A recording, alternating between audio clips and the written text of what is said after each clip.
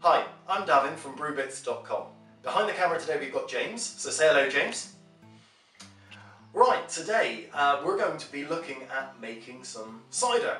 We've had an amazing glut of apples this year and they're big, plump and juicy, so what better to do with them than make cider? Right, so what are we going to need to make cider? Let's have a look. Well, first of all, we're going to need apples. Doesn't really matter too much what apples you've got. Ideally, cider apples would be fantastic.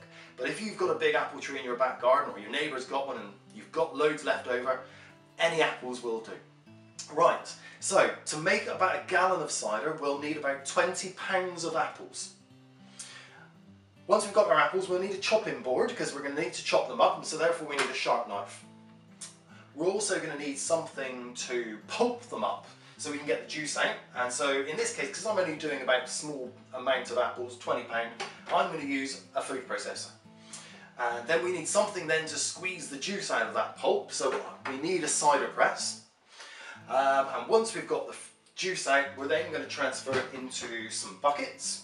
So we also then potentially need a little bit later on a demijohn, and we might also need some sugar. So we'll test that a bit later to see if we do use our hydrometer in a trial jar. And we'll also need to use a thermometer, a muslin bag, a jug, a simple siphon and a couple of chemicals. We'll need sodium metabisulfate because that's what I'm going to use to cleanse everything and sterilise everything. We're going to need some campden tablets, some yeast and some yeast nutrient. Once we've got all of that, we're ready to start brewing. So let's get making some noise and let's get making some cider. The first thing we're going to do is wash our apples. However, when you're going through your apples, you may come across a lovely furry specimen like this. Obviously, we're not going to use those.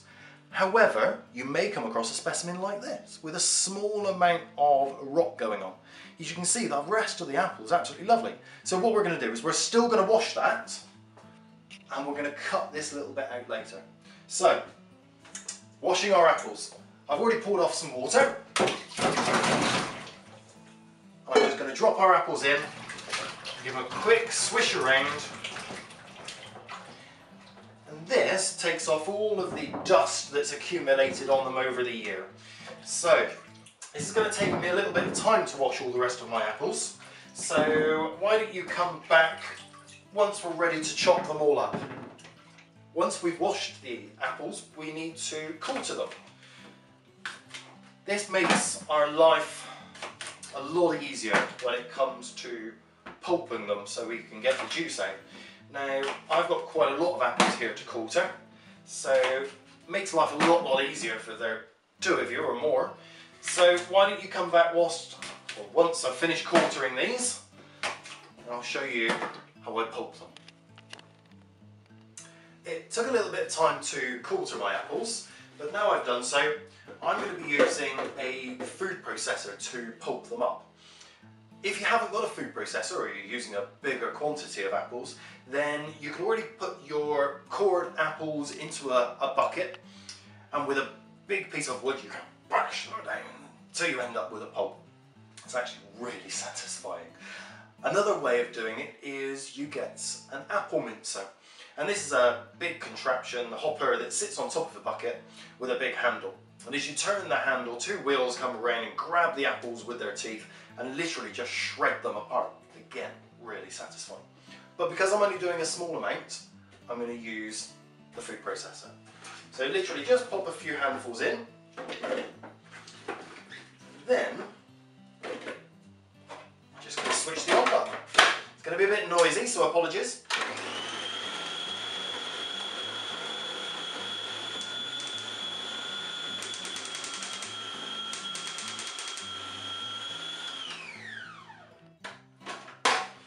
It doesn't take very long, but once it's done, we are left with some minced apples, I suppose, chopped apples. And then all we do is we literally pop that in the bucket. And on to the next load. To squeeze all the juice out of our apples, we need a fruit press. And this one I've got here is made of cast iron. I've bolted it to the floor so it's not going anywhere. There's a few other components around me as well which make up the fruit press. But what I'm going to do now, I'm going to go grab the apple pulp and then I will show you how this all goes together.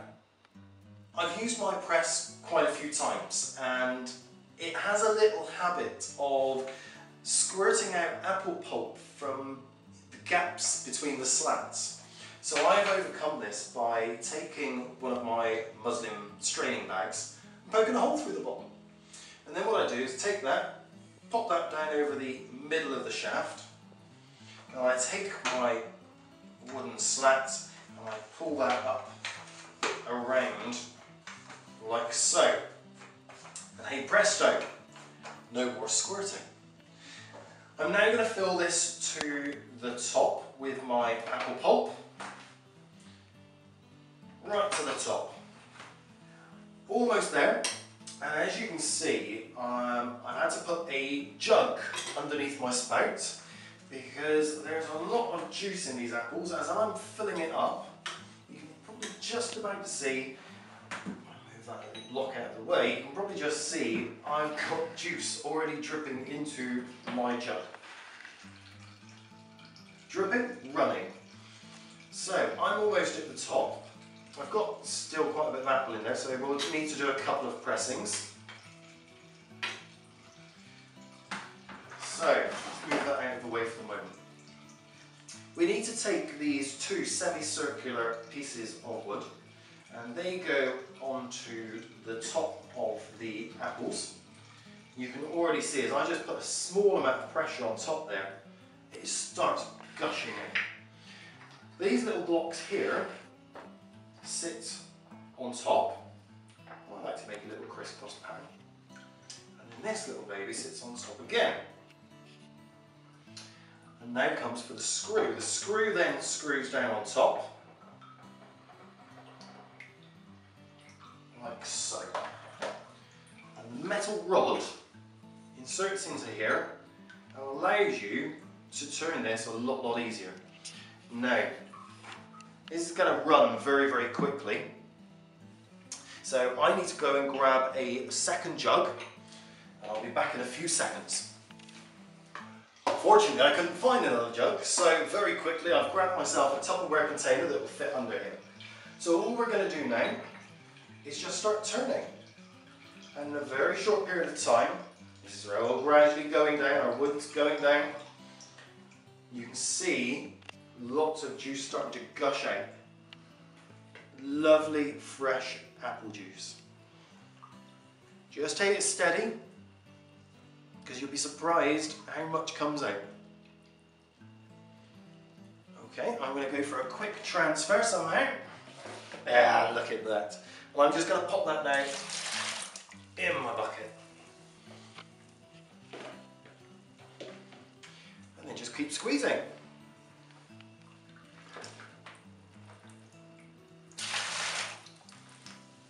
It takes a little bit of time to get rid of all the juice from the apples. But we should get quite a few pints out of here.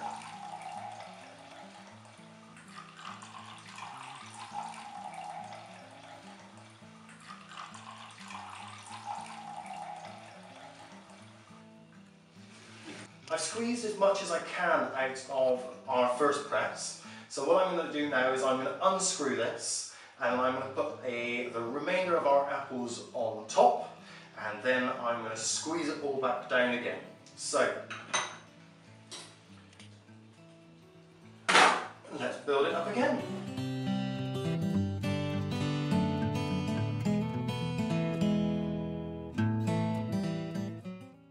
As you can probably tell, the further you get down, the harder it gets. Oh. You can see now why you need to bolt your press to the floor. Right, I'm going to leave it for a little while now to make sure I've got as much juice out of it as possible, let it drip drain, and then we're going to come back, take it all apart, and we're going to have some dry apple pulp to deal with. If you know anybody that's got a pig will love it.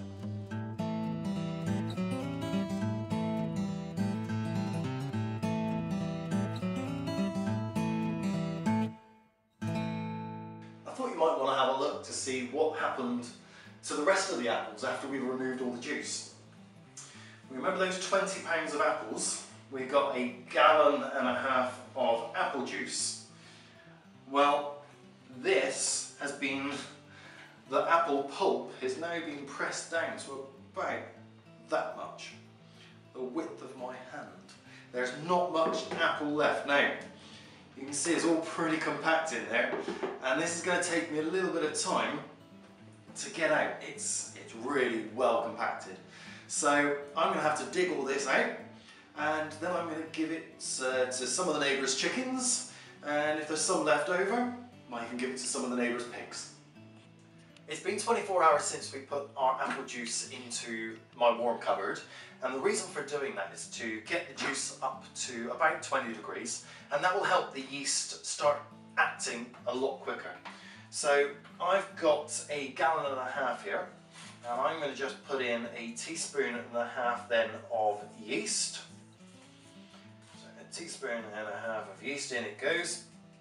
And the other ingredient that we're going to need to add now is a couple of vitamin tablets. Not the vitamin tablets you normally take, not your nitrogen, but a couple of vitamin B1 tablets. And what we do, in between 2 teaspoons, we press them together, squeeze and press at the same time.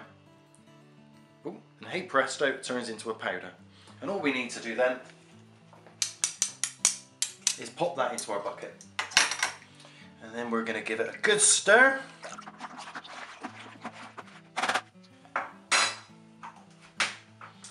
I'm now going to put this back into my warm cupboard for another 24 hours, and then I'm going to transfer it somewhere a little bit cooler, about 18 degrees, and I'm going to leave it there for another 9 days, not touching it.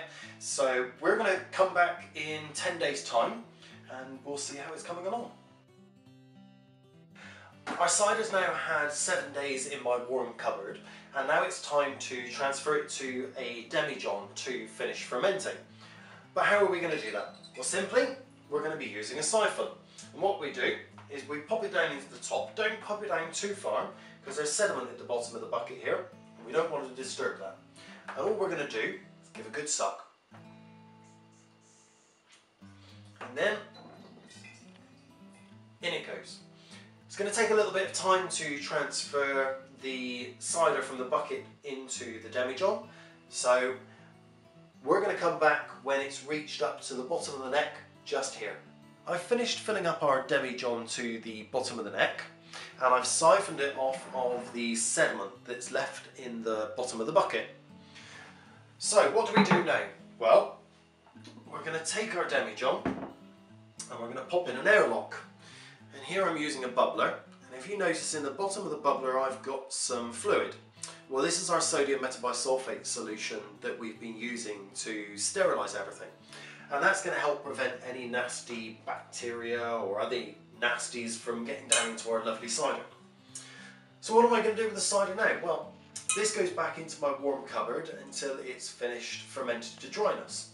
By that we literally mean that it's turned, the yeast that is, has turned all of the sugar to alcohol. How do we know that that's finished? Well, we'll notice that no more bubbles are coming through the bubbler, and in which time we then take a hydrometer reading, and hopefully we'll see the same hydrometer reading with about 1 for 3 consecutive days. And then we'll know it's time to rack it off, any sediment that's left at the bottom of the demijohn, and then bottle it. Our cider's had a few more days in my warm cupboard, and I've noticed that no more bubbles were coming through. So I've taken a specific gravity reading with our hydrometer over the last 3 days, and it stayed pretty much constant at 1.04. So I think now it's time to siphon off our cider from any sediment that's in the bottom of our demijohn, and then to look at bottling it. So what we're going to do is we're going to use a siphon like this, and we're going to pop it in the top.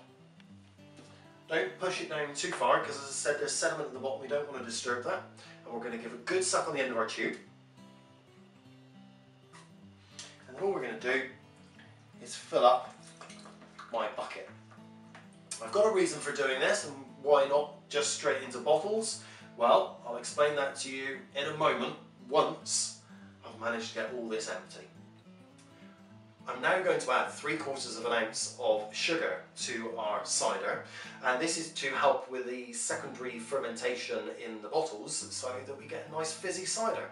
So in the sugar goes, and we give it a good stir.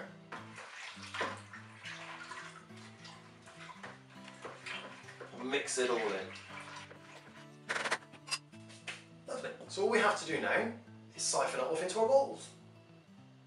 How are we going to fill our bottles up? Well, I'm going to be using a simple siphon.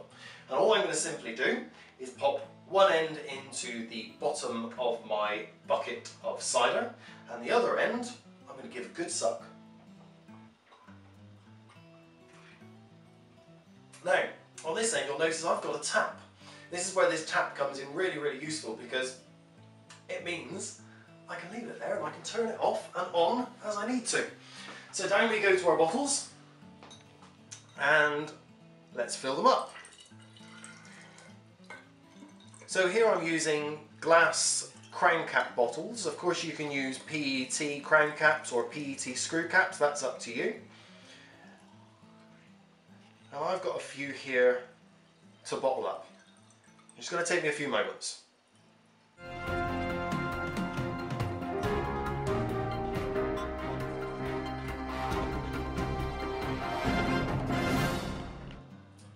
To seal our bottles, we're going to be using crown caps, just like you normally find on bottles of beer, etc. Now, to put those in place, we're going to need one of these babies, which is a crown capper. So all we do, we take our bottle, we put the cap on the top like that, we pop it over, and we let it do its work. Ta-da! You just need to finish off the rest now.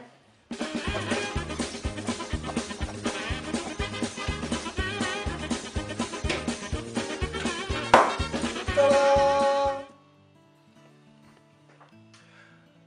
We've now finished capping our bottles, so we're going to be putting them somewhere warm for another couple of days so that the secondary fermentation can take place.